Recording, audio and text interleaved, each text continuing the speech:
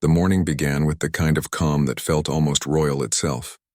The sun had just started to rise over London, brushing soft golden light across the streets that led to Buckingham Palace.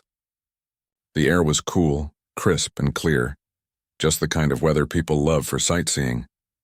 Tourists had already started to gather at the black and gold palace gates, holding their cameras, waving small flags, and chatting with excitement. Everyone knew what they were there for: the changing of the guard, one of the oldest and most famous traditions in the world. For many, it was just a show, a colorful glimpse of royal life. But for the guards, it was duty, a duty that had been passed down for centuries. Each movement, each step, and each turn had a meaning. It was not just walking and standing. It was a performance of discipline, pride, and silence.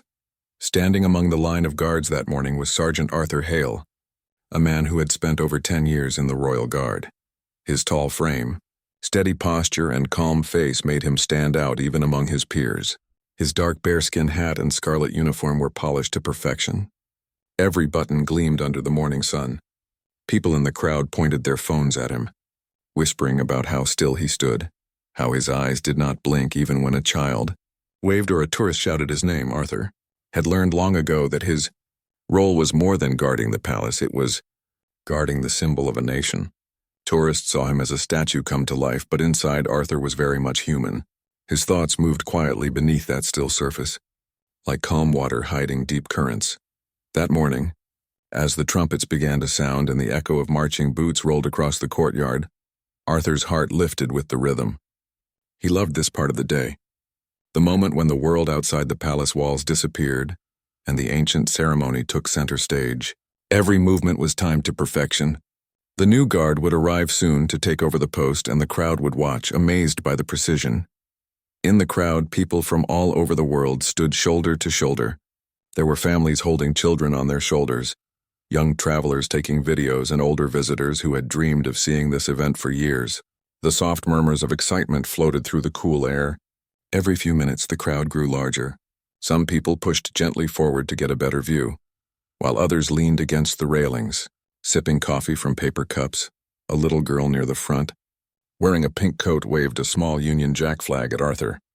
Her mother laughed softly, telling her that the guards never waved back. "They're like statues," she said with a smile, but Arthur saw the girl from the corner of his eye. Inside his stillness, he smiled too, just not where anyone could see. He had learned to smile without moving his face, a skill that took years of practice. Behind him, the palace gleamed. Every window sparkled in the sunlight, and the air carried the faint scent of the gardens. The atmosphere was light, peaceful, and full of the kind of pride that comes with history. No one could imagine that within moments this calm would be tested in a way few would ever forget. But for now, all was calm. Arthur's breathing was slow and steady. Each inhale matched the beat of the drums in the distance. He could hear the approaching rhythm of the new guard unit. The brass instruments glimmered as they appeared at the far end of the mall, the long red road leading to the palace gates. Horses clopped on the stone and sunlight bounced off their polished saddles. The air filled with the sound of ceremonial music, majestic and powerful. Arthur had seen this scene hundreds of times, but it never lost its magic. The guards moved like clockwork, each step measured and strong. Tourists cheered softly, careful not to break the solemn tone of the event. Cameras clicked endlessly. Among the crowd, a tall man in a gray coat stood quietly near the middle. No one paid much attention to him. He blended in easily, just another face among the many. He held his phone up, pretending to take pictures. Arthur, of course, did not notice him. His focus remained straight ahead. To Arthur, the crowd was a single blur of color and sound, his eyes fixed only on the ceremony, as tradition required. Nearby, a police officer scanned the crowd, eyes trained for anything unusual. The officer's hand rested near his radio, but there was no reason for alarm.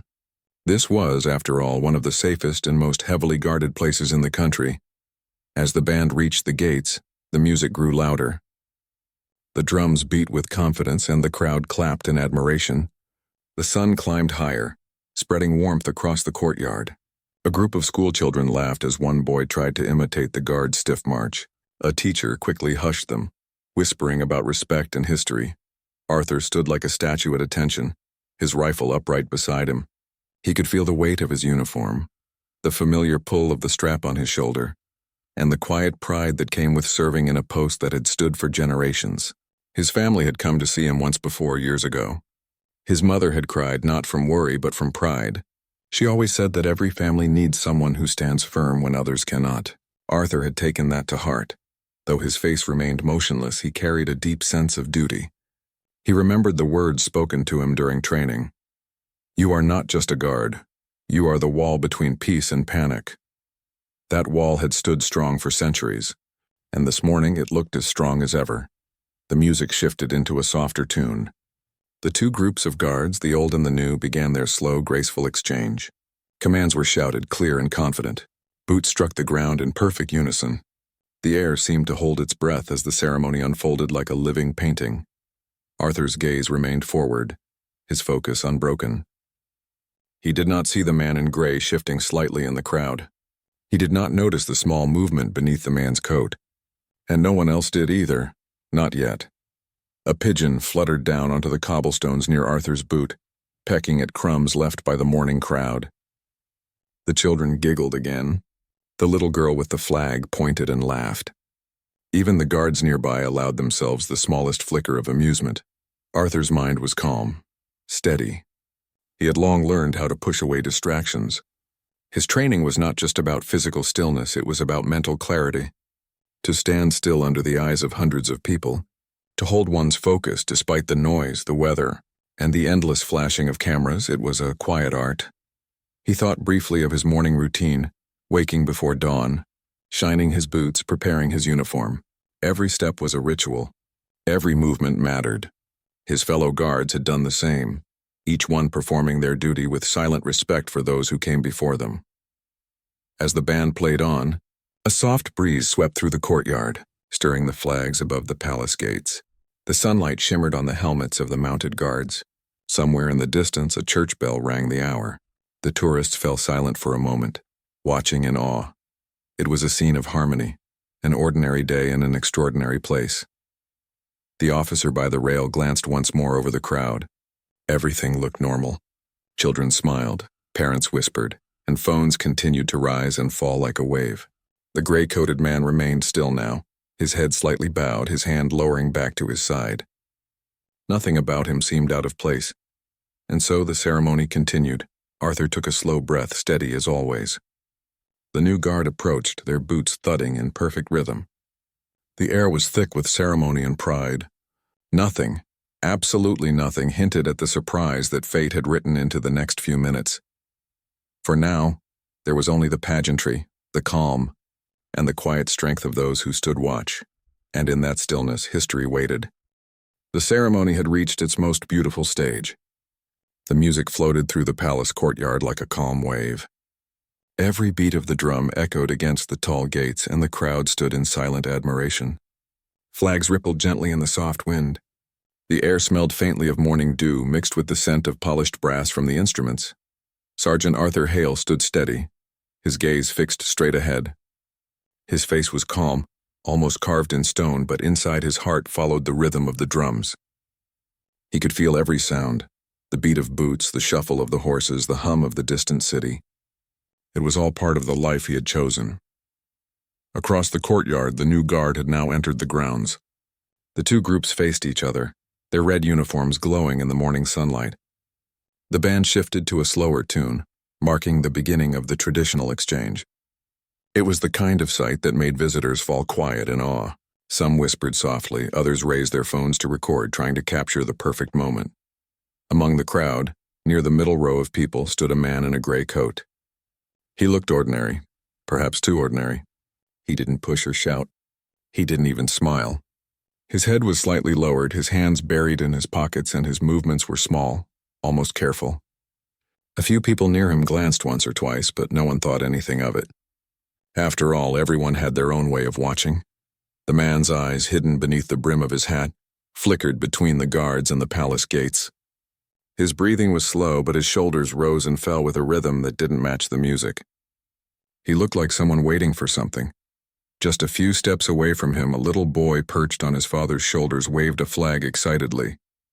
His laughter carried through the air, innocent and light. It made the moment feel even more peaceful. Arthur's focus never wavered. His eyes stayed forward. His training had taught him to see without looking, to sense movements through sound and energy even without breaking his posture. But there were hundreds of people, each shifting, whispering, or taking photos. Nothing seemed out of the ordinary. Then something faint brushed his awareness. It wasn't sound or movement exactly, but a feeling, a small pull in the air. Like when a bird suddenly stops singing in the middle of a song. The kind of silence that means something has changed, even if you can't see it yet. The band continued to play, bright and confident. But a police officer stationed near the gate noticed a flicker in the crowd. The man in gray had shifted his position slightly. His arm moved in a subtle, almost graceful motion, so small that most eyes would miss it. For a moment, time seemed to stretch. The officer's training kicked in. His hand moved quietly toward the small device on his belt. It was a new security system, something recently introduced at high-profile events. An automatic detection and response unit designed to react to sudden, suspicious movements. It could track metallic motion and redirect it before it reached its target. It had never been used in a real situation before, and now, without warning, the quiet hum of that small device came to life. A gentle vibration passed through the air, barely noticeable to anyone in the crowd. Arthur, still standing in place, felt nothing unusual. He didn't move, didn't blink. His job was not to react, but to hold the line. Then came a strange, almost invisible flicker, like a shimmer of air. It lasted only a second, maybe less. The crowd gasped softly, though most didn't know why. Something unseen had interrupted the normal flow of the ceremony. But it happened so quickly that it was almost as if nothing had occurred at all. The man in gray blinked, startled. His hat slipped slightly forward. Around him, people began to murmur. A soft metallic clink reached the ground, a tiny, harmless sound easily drowned by the music. The officer near the gate pressed his radio, whispering something calmly. No one in the audience understood what had happened. No one saw any danger. All they saw was a brief moment of confusion, like a hiccup in time. Arthur didn't flinch. His discipline was unshakable. Years of training had built a wall between him and distraction. But deep inside he felt something, an instinct, a whisper of awareness that something had brushed against the edge of the normal. The music continued as if nothing had happened. The crowd slowly relaxed again. Parents lifted their children higher for a better view. Cameras resumed clicking. The ceremony pressed on, unbroken, flawless to the untrained eye.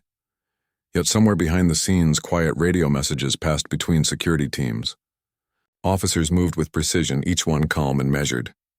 The man in gray was approached politely by two guards from the edge of the crowd. Their steps were quiet, professional, non-threatening. They spoke softly to him, guiding him away without raising attention. Most people didn't even notice. The music and formality kept all eyes forward. Arthur remained motionless, unaware that something potentially dangerous had just been prevented within seconds. He didn't know about the quiet signals exchanged between security members or the device that had just proven its worth. All he knew was his duty, to stand tall, to guard, to remain the unshaken symbol of peace and pride. The sunlight warmed his shoulders. The rhythm of the ceremony carried on like a heartbeat. Everything looked perfect again. The tourists smiled, the guards marched, and the palace stood in quiet dignity.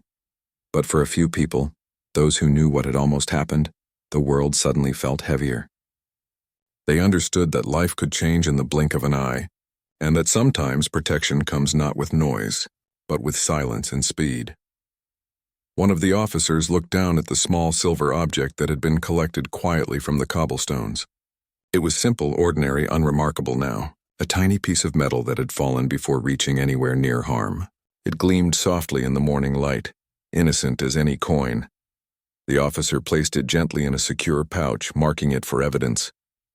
His expression was calm, professional, but his eyes showed something deeper, a mixture of relief and wonder. The new technology had worked flawlessly and no one had been hurt. Meanwhile, the crowd continued to cheer. The band played its final notes and the guards began to move in perfect rhythm again. The exchange of duty continued as if nothing unusual had taken place.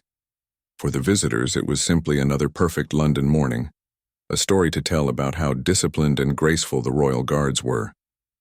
For the officers, it was a reminder of how quickly calm could be tested. And for Sergeant Arthur Hale, it was another day of service, another silent victory he didn't even know he was part of. As the ceremony drew to a close, Arthur felt the soft wind brush against his cheek. The pigeons fluttered overhead, landing near the fence again. Children laughed, waving goodbye to the guards as they prepared to leave. The air was light once more, filled with joy and applause. Arthur's shift ended soon after. When he finally marched back toward the barracks, his boots clicking in rhythm with the others, he felt the same quiet pride he always did. He didn't know that while he had stood so still, others had moved swiftly to protect him, and everyone else around. The palace gates closed slowly, their golden edges shining in the sun. The crowd began to scatter, their voices fading into the busy streets beyond. A normal day resumed with buses, laughter, and the distant hum of city life. But somewhere, in the quiet corners of the palace security office, a small group of officers replayed the moment again and again. They analyzed every second, every shimmer, every signal, and each time they watched, they felt grateful. No one would ever know how close things had come. No one would write about the quick reflex, the split-second choice, or the device that had made all the difference. All that mattered was that the day had ended peacefully, just as it should. And out on the parade ground, where sunlight now stretched across the empty courtyard, the quiet stillness of the morning returned. The sound of the drums had faded, the music had gone, and the palace stood watch once more as it always had. For the world outside, it was simply another morning in London. But for those who had seen behind the curtain of calm, it was a morning that would never be forgotten. The sound of the royal band faded slowly as the ceremony came close to its final moments. The crowd had begun to relax again, whispering softly, taking pictures and smiling at the grand display of honor and history they had just witnessed. To them, everything seemed calm, normal, and perfectly timed. The guards stood tall, the music drifted through the air, and sunlight rested gently on the shining palace gates.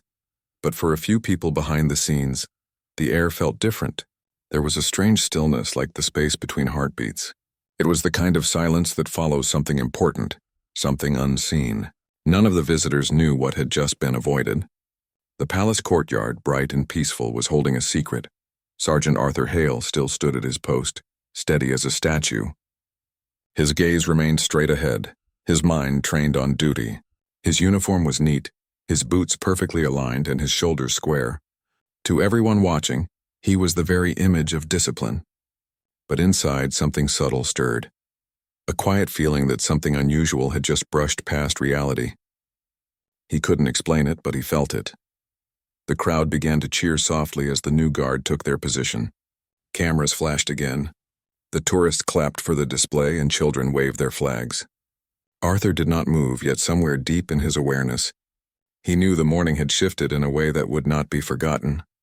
Not far from the courtyard, in a quiet control room inside the palace, a small group of security officers watched the live feeds from multiple cameras. The screens showed every angle of the ceremony, the guards, the audience, the gates, and the street beyond. For a moment, nothing looked out of place. But when one of the officers replayed a few seconds of footage in slow motion, the room grew quiet. On the screen, a faint silver blur could be seen moving through the air, so fast that it almost vanished between frames. Then, as if touching an invisible wall, it suddenly changed direction. The blur slowed, turned, and fell harmlessly to the ground, landing near the edge of the stone courtyard. It was not dramatic. It was not loud. It was almost silent, yet it was real. The officer in charge leaned closer, replaying it again and again. "Look at that," he whispered. "It's like something redirected it." Another officer nodded, eyes wide. "The pulse activated," she said softly. "That's impossible. It's faster than we tested." Their words were quiet, careful. They all knew what this meant. The small protective device, the one worn by the nearby security team, had reacted within a fraction of a second. It had sensed danger and responded automatically, creating a brief electromagnetic field strong enough to change the object's path. No one had been hurt. Not a single person in the crowd even noticed. To everyone outside, it had been nothing more than a sound lost in the music. And yet, inside that tiny moment, something extraordinary had taken place. The officer who had been wearing the device Lieutenant James Whitmore stood a short distance from the gates. He looked calm, his expression unchanged. But inside, his heart was racing. He had felt the pulse activate, the soft vibration through his wristband, the barely visible shimmer in the air. He had trusted the new technology, but he had never imagined it would respond so perfectly. He looked toward the guards, his eyes landing briefly on Sergeant Hale, who continued to stand still, unaware of the quiet miracle that had just taken place near him. James exhaled slowly, allowing relief to wash over him. He didn't want anyone to panic, and most importantly, he didn't want the ceremony to lose its calm beauty. Everything had to remain peaceful, just as planned. He pressed a small button on his radio and spoke quietly. "Control, it worked. Area secure. Situation contained." The voice on the other end responded calmly. "Understood. Good work, Lieutenant. Keep position until dismissal." James nodded slightly, turning his gaze back to the crowd. The man in the gray coat had already been escorted away gently by officers. No one noticed. People were still clapping, laughing, and capturing memories. The world kept spinning, unaware that it had nearly taken a different turn. Arthur remained still. From his spot, he could see the tips of flags waving and hear the faint hum of conversation blending with the band's closing tune. Everything appeared completely normal. But as he stood there, he noticed a light metallic glint near the ground a few meters away. A small, harmless shine that caught the sunlight for just a moment before being quietly retrieved by an officer. He thought nothing of it. Objects often fell near the barriers: coins, cameras, pens. It was nothing unusual. Still, for reasons he couldn't explain, Arthur's heart beat slightly faster. Perhaps it was the energy of the crowd, or maybe it was something else. The quiet instinct that told him the day would be remembered for reasons not yet clear. The ceremony ended beautifully. The guards executed their final turns and salutes with the same precision as always. The tourists applauded, their cheers echoing through the courtyard. The band played one last triumphant tune before falling silent. Then, with practiced grace, the two groups of guards exchanged positions, completing the traditional ritual that had lasted for centuries. As the gates opened briefly to let the new guard enter fully, a soft breeze swept through the courtyard. The flags fluttered, the horses stamped their hooves lightly, and the air felt alive with dignity. To everyone watching, it was a flawless ceremony, a memory to treasure, a symbol of British pride.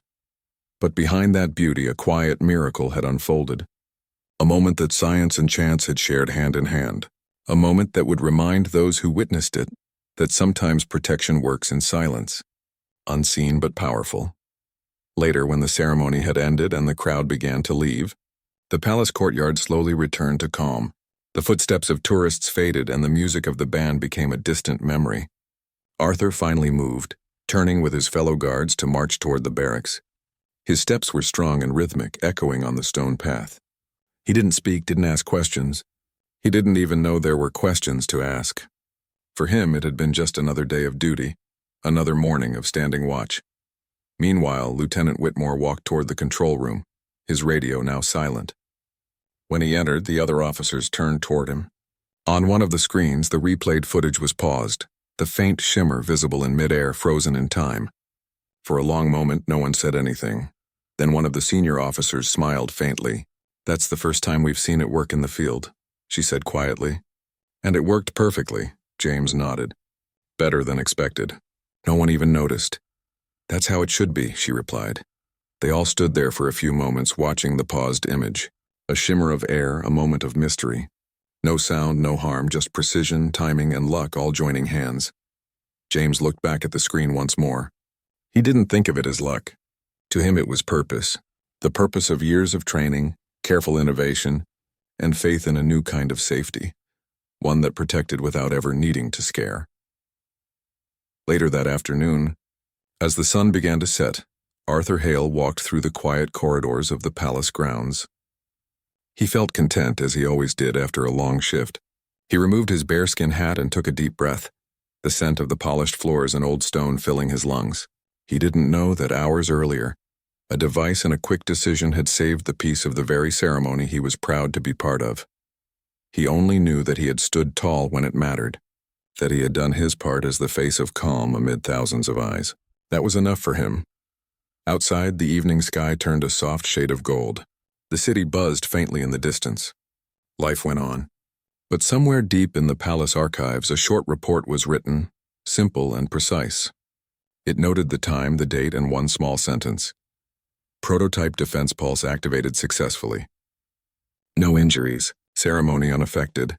It was a quiet line in an unseen file, but it marked something larger, a silent victory for both science and humanity. For the guards who would take the post the next morning, nothing would seem different. They would stand where Arthur had stood, look out at the same gates, hear the same drums, and breathe the same London air. But somewhere above them, hidden among the lights and cameras, the small protective system would hum quietly, ready once more. The miracle of that morning was not just in the machine, or in the timing, or in the people who acted. It was in the fact that no one lost peace. No panic, no fear, just calm, steady order, the kind that gives strength to those who watch, and pride to those who serve. And as the palace lights began to glow in the early evening, Arthur Hale looked up at the flag flying high above the roof.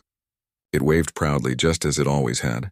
He smiled faintly to himself and walked on, unaware that he had been part of something that would one day be spoken of quietly, with wonder, as the moment when the air itself stood guard.